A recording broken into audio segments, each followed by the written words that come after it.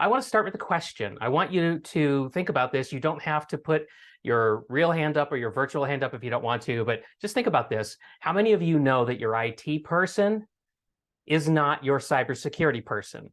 How many people know that? Just answer to yourself if that's even a distinction that you've ever thought of. And if that was a surprise to you, then all I can say is I'm sorry that it took until now for you to know that. But I want you to know that that's true. And I'm going to explain why that's true in a few minutes. First, I just want to add a couple of things. One is that for the last 8 years, I have been operating my own small company with a team of people that I've assembled. It's called Cyber Risk Opportunities. It was founded in 2015. And I did work as a chief information security officer for PEMCO Insurance Company. They're a personal lines property and casualty insurance company, and it's based in Seattle. That's where I'm at right now. But I didn't start working in 1982 because I wasn't old enough yet, believe it or not. I started working in 1992 on cybersecurity back when I was on active duty in the Air Force. And my top job before I left active duty was Director of Enterprise Network Security for the F-22 Raptor. And one of the reasons why I like to share this with people is because, mostly you see this fighter jet and you think, oh, it's an airplane. But for me, somebody who got very close to it, I actually see it as a computer with wings, because it has over 1 million lines of embedded software that controls everything. In fact, without that software assisting the pilot every moment of flight, a human being cannot fly this airplane. It's not aerodynamically stable enough for a human being to actually keep it in the air and make it do anything. So my job was to protect that code base as F-22 is being developed around the United States and all these different sites. And so that's kind of like where I really cut my teeth. All right, now that's enough about me. What I want to do is I want to take you on a fast, exciting ride through this topic of how do you get the most business value from your cybersecurity spending. So let's start with a story. This last spring, cyber criminals stole $1.4 million in taxpayer money. And it was the single biggest theft of money in the history of the city of Portland in Oregon, which is not too far from Seattle. Now, the really unfortunate part about this is that the loss could have been easily avoided. And the reason why is because the city's treasurer actually flagged the $1.4 million wire transfer as potentially fraudulent before the money was transferred. Now, this payment was intended for an outside organization called Central City Concern. They're a local nonprofit, and they're building a 100-unit affordable housing project right in downtown Portland. And that's where the money was headed to. It was part of an overall $17 million contract that the city had created with the construction firm. Now, it's awful that money got transferred anyway, but the takeaway for you this evening is that everyone on the finance team has a role to play in cyber risk management. And I think this story really shows that, because the finance team knew that something wasn't right here. But another decision maker in the city actually released the funds, which is really unfortunate. Now, so I'm challenging you to actually start to think of yourself as not just a finance professional, but actually a person who can become involved in cyber risk management. And I'm going to explain how in the course of my presentation, because guess what? It's not just a bunch of techno babble and junk that you can't understand. Yes, that stuff exists, but there's actually things that you can and I think must do in order to protect your organization. So, but hang on to that thought for a moment too, because I want to do a little thought exercise with you. Let's say that you're the chief financial officer for your organization, and some of you here may actually already have that role, or maybe you're thinking that you'd like to have that role one day. Okay, so you're looking at your company's budget for next year, and there's a cybersecurity spending number.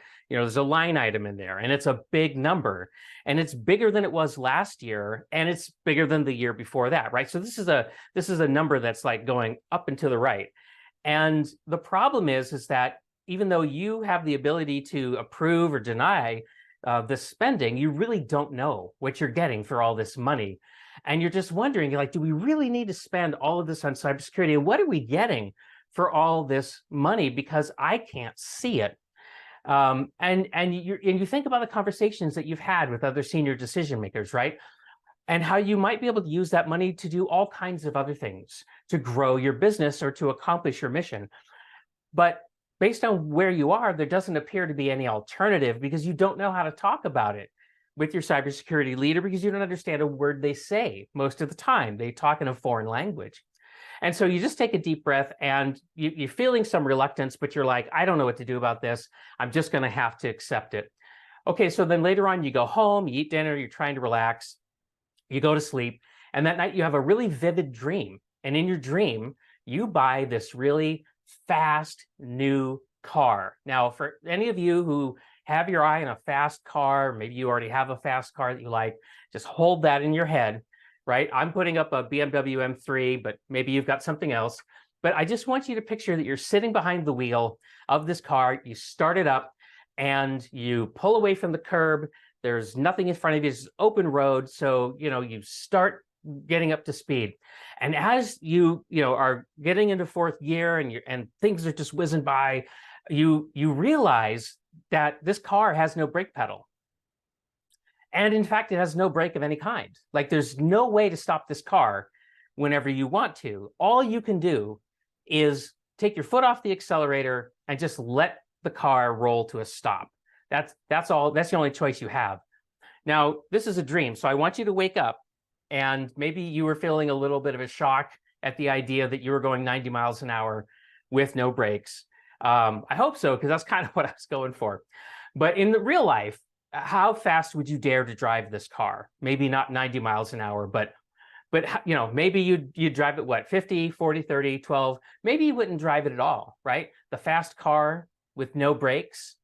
So I'm telling you this story because I'm trying to make a point, which is that when you want to go fast, brakes don't slow you down.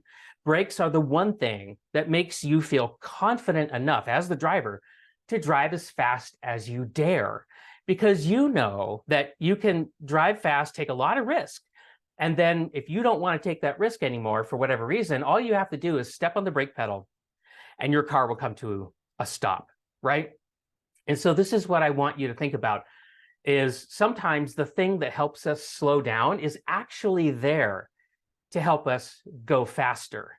And to me, there's a direct connection between this metaphor and the fact that cyber risk is growing. No matter what you do inside of your four walls, cyber risk is growing because it's happening outside of your organization on the internet, and you're going to have to spend money to deal with it. And there's not much that you can do about the fact that cyber risk is getting worse, because it's the result of cyber criminals and cyber soldiers and sometimes annoying adolescents that have nothing better to do. And because of that, we have to evolve our defenses. And unfortunately, we're at a time where we cannot count on the military or law enforcement or any kind of government. We don't have a digital fire department. We don't have a digital police force. They're all outgunned just like we are. And I don't think that's going to change anytime soon. And you might feel annoyed by this, and I would understand that you would feel annoyed, because it's just getting in your way. All this cyber risk, right? And it's hard to control. But what I would like you to know is that you have an opportunity, because everybody is feeling this cyber risk at the same time. It's not unique to any organization or any individual. You have an opportunity to use cyber risks to your advantage. And what I'm suggesting is that if you slow down to go fast, it's going to be in your favor. And it turns out you already do a lot of things to slow down to go fast, and maybe you didn't think of it that way. But I want to give you a couple of examples. So if you didn't have spam filtering on your inbound email, imagine what that would be like. How would you ever know which message in your inbox to read, right? Because maybe 1 out of 100 messages would be legit, and the other 99 you'd have to wade through in order to figure out which one is worth looking at. And another example, how would you keep unwanted people from seeing your sensitive data if you didn't have password protected user accounts, right? And that slows people down to enter a password in, right? But we really can't keep our secrets secret unless we put some barriers up in order to keep the people out that don't have a right to be in there. So you're already going slow to go fast. What I want to do is I want to show you more ways that you can slow down to go fast. And I want you to know how you can create tangible business value from the money that you're going to spend on cybersecurity. Now, when you do this really well, you're going to stay in control of your data. You're going to stay in control of your computer systems. And to the extent that you're in the midst of a digital transformation, it's going to allow you to fully embrace that. Because the essence of digital transformation is you're going to put more and more and more processes into your technology, which is going to make you even more dependent on them. And so you've got to stay in control, right? Okay, now how did I learn all this? Well, this is an important story, so I want to share it with you.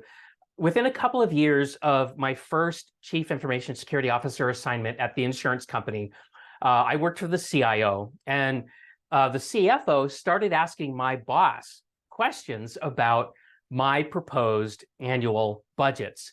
And my boss didn't know really how to answer those questions. So he just grabbed me one day and he said, would you go talk to Steve because he's got all these questions? And I think it'd be better if those answers came from you. And I was like, okay, great. So I went over there.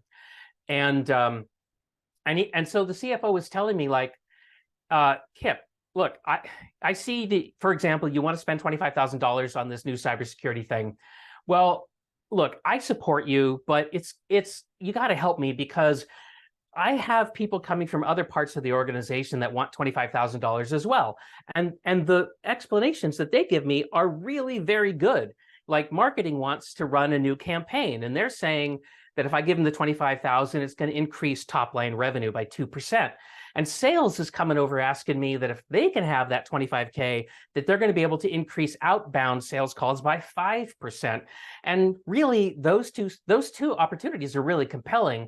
So I don't know how to protect what you want to do because I don't understand what you want to do. And so this was like a newsflash for me, because in my work, it was all very obvious, although I didn't do a very good job of explaining it, right? So in the beginning, I was just talking in ones and zeros, and he couldn't really understand anything that I was saying. And so over time, I had to learn how to speak in a language that allowed us to really communicate what it was that I was trying to do with the budget that was entrusted with me. And so over time, we sorted it out, and I learned a lot.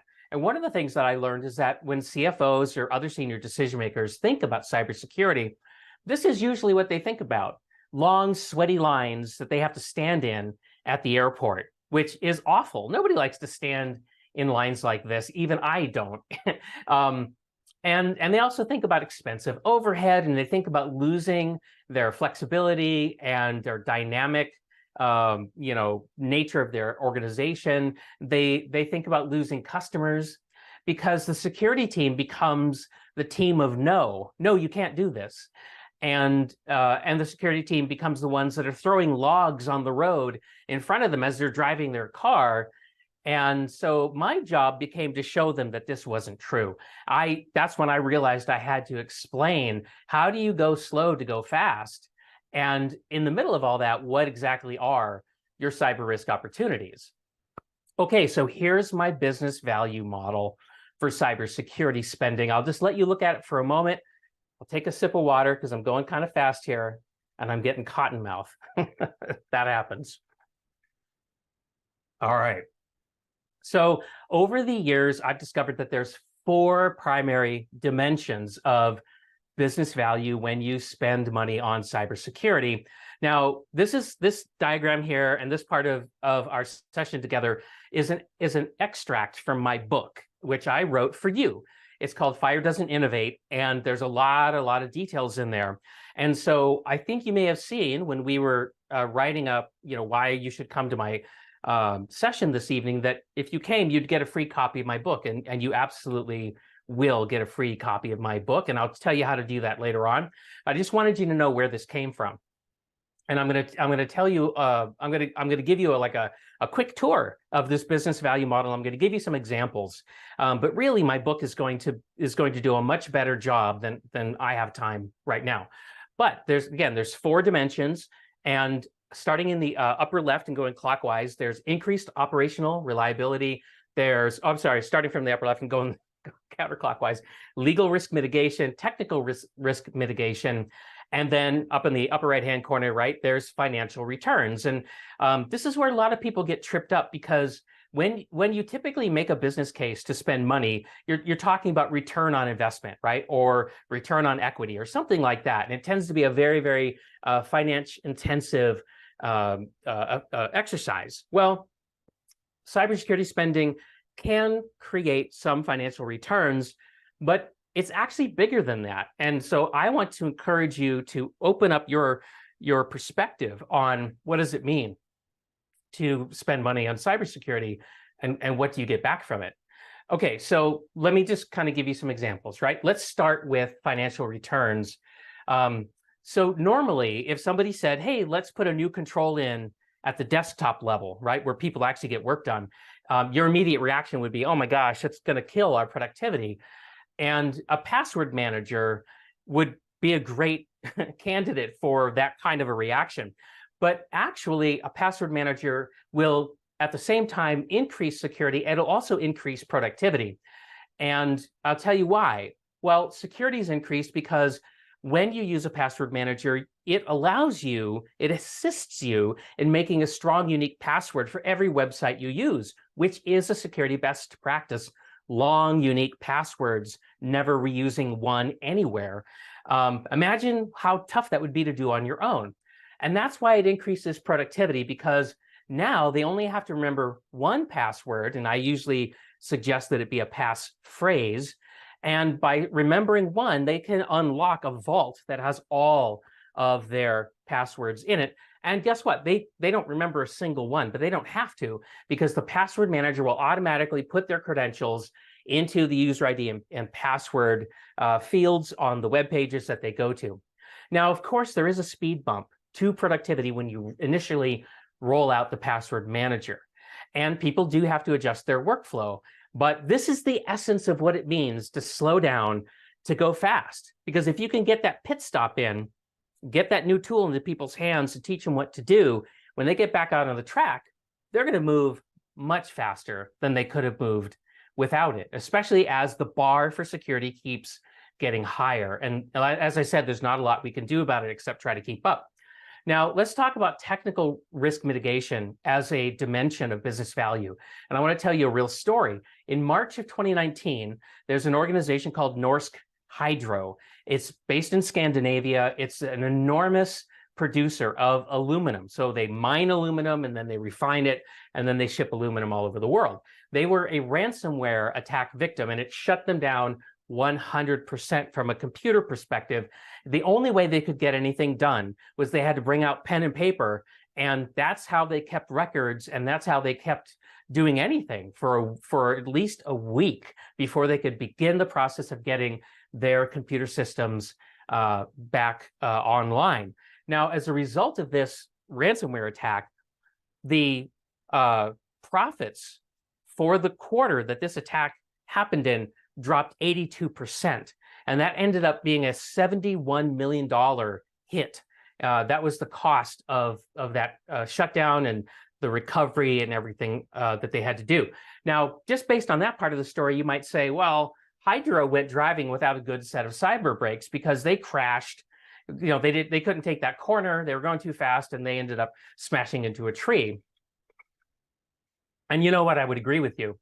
However, the other part of this story is that there was a lot of business value that they created based on the money that they spent to recover from the cyber attack. And the reason why is because they did such a masterful job of communicating publicly about their recovery process and what happened to them, that they became a powerful example to everybody on how to respond with transparency during a cyber crisis.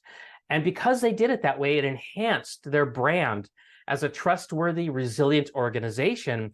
They were so esteemed from what they had done that Microsoft sent a bunch of people to do a profile on what happened to them. And if you go to the Microsoft website and you put Norsk Hydro into the search box, you'll be able to see this extensive profile, including videos and all kinds of things, showcasing how Norsk Hydro did that. So during their recovery, they absolutely slowed down to go fast, and they are much better off for it. Now, I want to talk about the business value of increased reliability of operations, and this is another real story.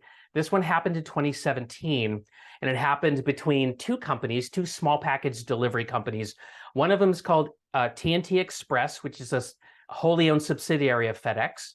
And the other one's called DHL, which is the German Bundespost. So in 2017, there was this huge data wiping worm that ran across the internet. And as it did that, it went all over the world, and it caused at least $10 billion in total damages all over all these places where it hit, including Merck Pharmaceuticals and Mondelez and a whole bunch of other ones. Well, TNT got hit, and they suffered a massive slowdown in their worldwide operations. And that went on for weeks. TNT staff didn't know where the existing shipments were, the ones that they had in their hands that they were trying to get to a destination. And so thousands of customers of theirs suffered because they couldn't send a package. They had no idea where the package was that they were waiting for. And so there's no tracking.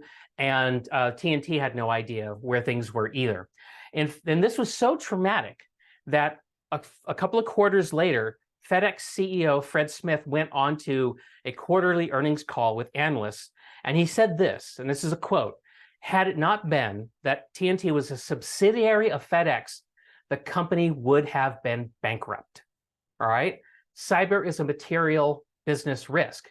Now, the good news here, the value of increased reliability of operations, we're going to learn that by looking at DHL.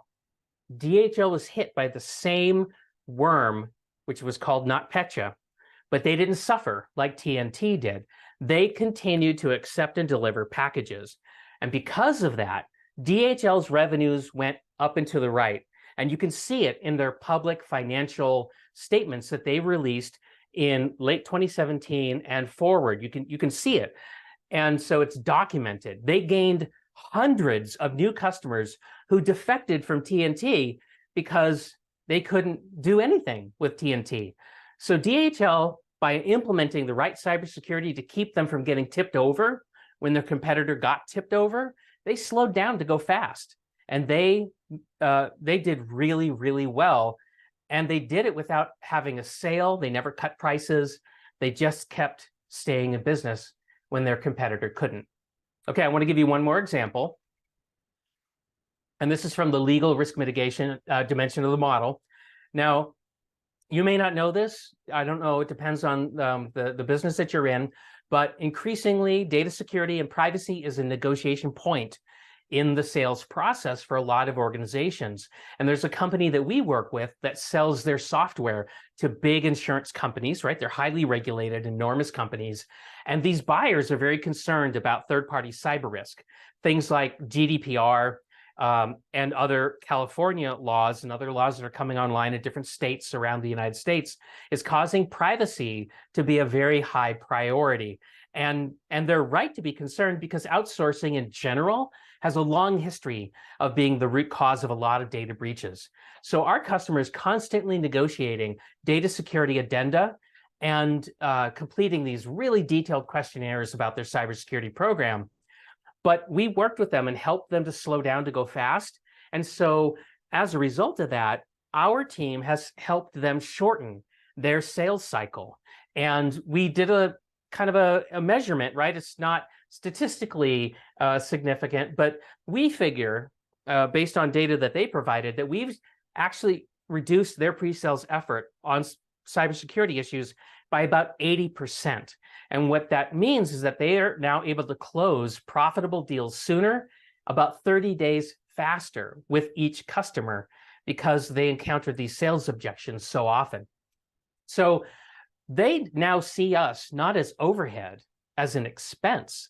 Rather, they see us as a sales enabler. And so that's completely changed the way that they see us and the value that we bring. Now, at the same time that we're doing that, we're also helping them manage their cyber risks, because we're not just helping them with window dressing to make their customers feel good. We're actually delivering to them a cyber risk management action plan that's doing both at the same time. Okay, so I hope you can see that cyber is no longer just this obscure, annoying technical risk, right? It's actually a very impactful risk, like the ability to sell your products and the ability to fulfill your orders. And, you know, like a sports drink maker that can't bottle and distribute their product because they've lost control of their computers and they can't run their production line. Another thing that cyber risk can do to hurt you is keep you from collecting the money that's owed to you, your accounts receivable. Cyber attacks can actually steal money you already have in your hand. We saw that with the city of Portland example that I gave at the top of the session, and I'm sure you've read plenty of examples of that in newspapers, and you've probably talked with colleagues and you've heard that as well.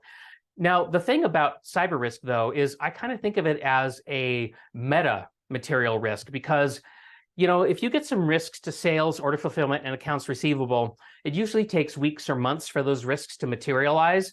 And you usually have weeks or months to do something about it, right? To make course corrections. But cyber risk isn't like that. It can show up and overnight or in just a few hours, you can lose control of everything.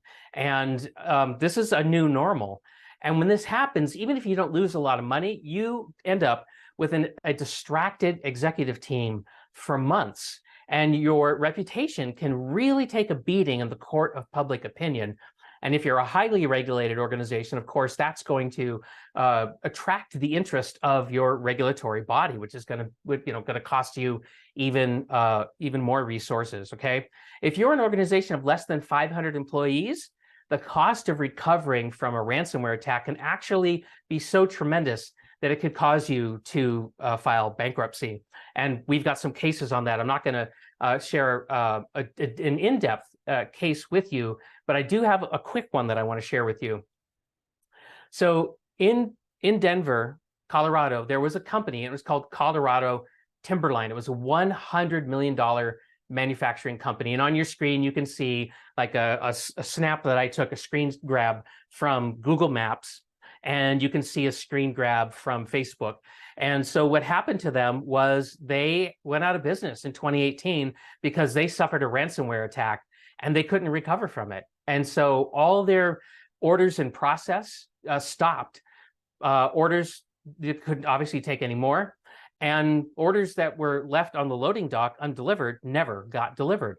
And so this is a really awful thing. And I think this is just wrong that organizations in the United States, or really anywhere, that are just going about their business and trying to create value for customers can have the rug pulled out from underneath them in this way. It's really awful. And it's one of the reasons why I enjoy my work, is because I can help organizations avoid this. Now, all of this being said, you might be thinking, well, okay, how do you do that? Like, what's the goal of cybersecurity? And these days, the goal is very specific. It's not about perfect security. It's not about world-class security, because guess what? That stuff doesn't exist. If you've followed the story of Ed Snowden and how he stole and released a lot of information from the National Security Agency, you know that there's no such thing as perfect security, because the NSA has, for all intents and purposes, an unlimited budget, and they couldn't do it. So what hope do we have? So we don't want to try to do that. What we want to do is make ourselves a smaller target. Now, because I was in the Air Force, I tend to think of these things. The B-2 bomber, which is that really long one in the background there at the top of your screen, is a really, really old airplane. It was first took flight, I think, like in the late 1950s, right? So the people who fly this airplane, the airplanes are older than the people who fly them these days, okay? Now, this plane wasn't built for radar evasion, but the B-2 bomber, which you can see down below, it's practically invisible on radar. And what I'm trying to show to you is that you don't want to be a B-2 bomber on the internet these days. You want to be a B-2 stealth bomber, all right? And that doesn't mean you have to have world-class security. You just have to be a hard target. And you don't even have to be invisible. Cyber criminals are actually pretty lazy. They want easy targets. They want low-hanging fruit. Just don't be that, all right? It's kind of like this thing called the club, just to kind of bring it back into like an individual perspective, right? If you've never been in the military, maybe my last metaphor doesn't work for you. But if you've ever seen one of these clubs on the steering wheel, right? What does it do? Well, it actually encourages criminals to just pick another car to steal. Why is that? It's not because the club is invincible. It's not.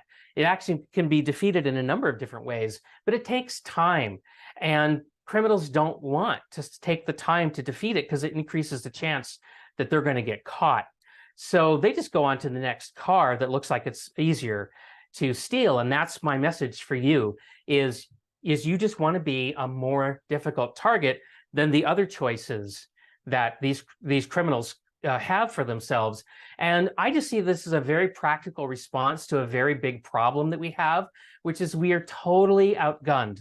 Not just us, but the government. Every institution that we rely on to protect us from armed robbers is impotent to save us from all these cyber criminals. Now, I want to go back to a question that I opened up with, which was, I said, did you know that your IT person is not your cybersecurity person? I want to explain that now. Now that I've had a chance to explain those other things to you. So it turns out that IT people have very similar skills to cybersecurity people like me, but we don't think the same way at all. And let me tell you what I mean by that. IT people are really trying to keep systems running, whatever it takes.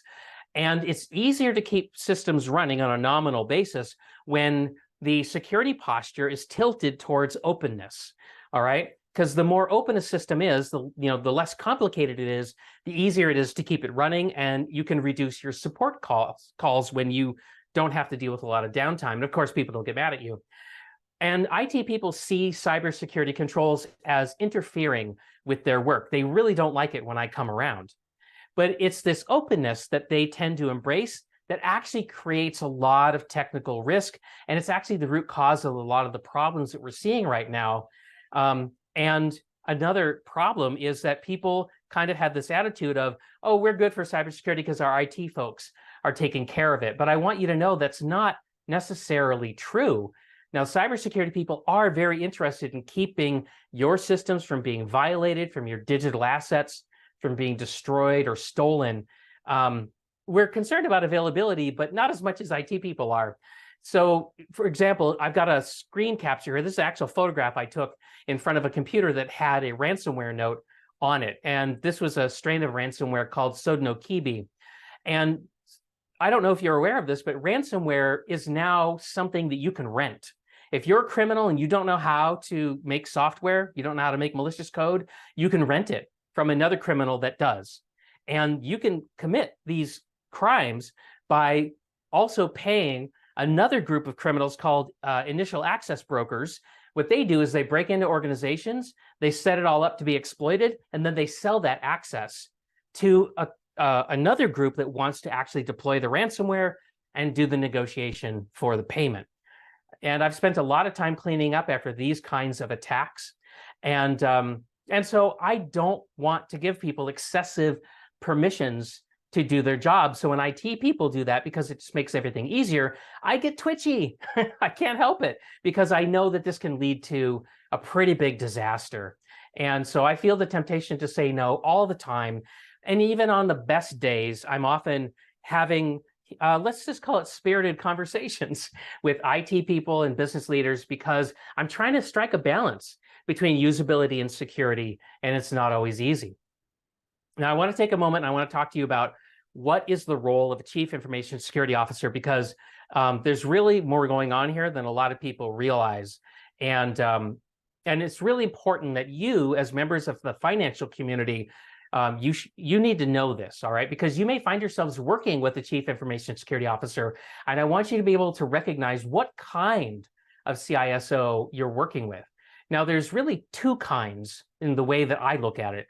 So they can approach their job in the way that kind of like a chief technology officer would approach it, which is to say they see cybersecurity as a technological issue, and they do their work mostly confined to that domain. They tend to say and do things that are very, very technical. And I was like this at one time. And that's why when I went to talk to my CFO, Steve, I was talking in ones and zeros, because this was kind of, what I had thought was the way to do it.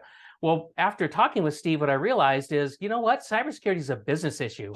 And in order for me to be successful, I got to work across the organization to reduce cyber risk and create business value. And it put me more in a chief operating officer mindset as a result. And I think that's really a way to say it is the evolved form of the chief information security officer. And in fact, when I start working with customers, one of the first things I want to do is I say, how do you make money? What's your order to cash process? What's your purchase to pay? How do you do hire to retire? How do you do record to report? If I do this, it's very easy for me to identify what the most crucial assets are that need to be protected, and it informs me so I can do a better job of trade-off analysis when we have to put controls in. And so if you work with a CISO and they're not talking to you like this, that could be a red flag. At the minimum, it's a yellow flag. So be careful and ask them to step up, because they really do need to if they're not already. Okay, so again, it's about people, it's about process, it's about using company policy to put guardrails in place so that people know what they should and shouldn't be doing. And of course, there is a technological dimension, no doubt about that. But I don't think in this day and age, confining yourself to just the technological area is going to get you what you want. Here's an example. I often work with finance teams, and specifically the accounts payable teams, because they're the ones that are getting ripped off a lot and getting tricked into moving money, things that they normally would have never done if they had known what was really going on. And so we provide them with secure funds transfer procedures, which really is not a technological thing at all. It's a procedure, it's an SOP. And this is the kind of stuff we need to do in order to really get a handle on the leading causes of cyber attack, which is phishing and business email compromise. So just an example, right, of how I think the evolved form of the CISO should be acting these days.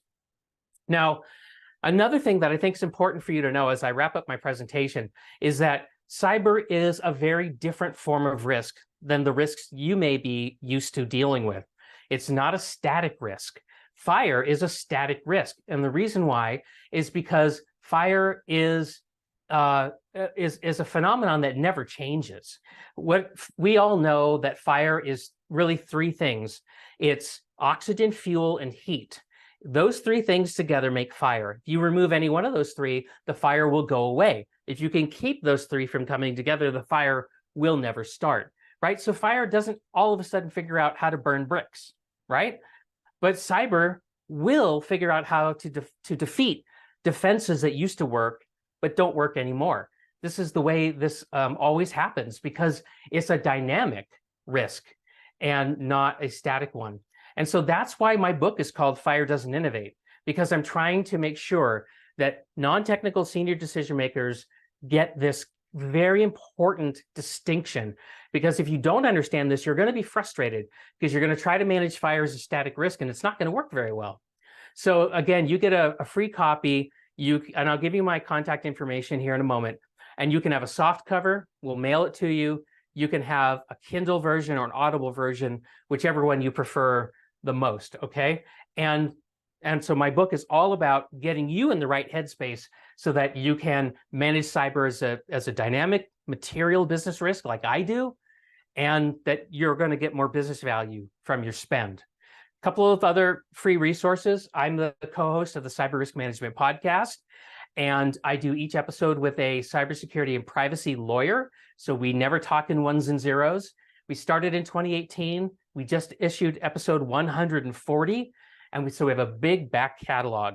Now, this episode here, number 112, is called How to Work with CFOs on Cyber Risk Management. So you might want to listen to that. And if you ever end up working with a CISO or some kind of a cybersecurity expert and it's not going well, make them listen to this episode, all right?